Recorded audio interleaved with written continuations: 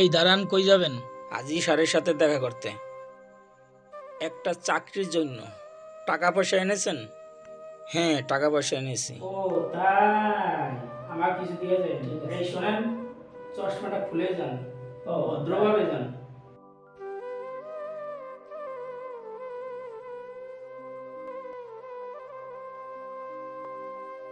আসসালামু আলাইকুম।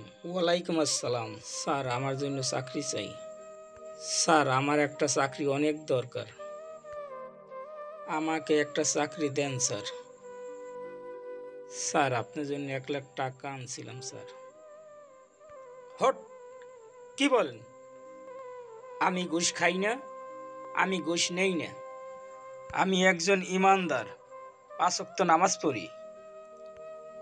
আর শোনেন, কেউ যদি ঘুষ দিতে চায় তাহলে সেই টাকা আমি নেই, নিজের ইচ্ছাই নেই না। আর ওপেনে এভাবে টাকা দেওয়া ঠিক নয়। বাইরে সিকিউরিটি গার্ড আছে, ওর কাছে রেখে দিন। আর আপনাকে ডাক দিলে চলে আসবেন।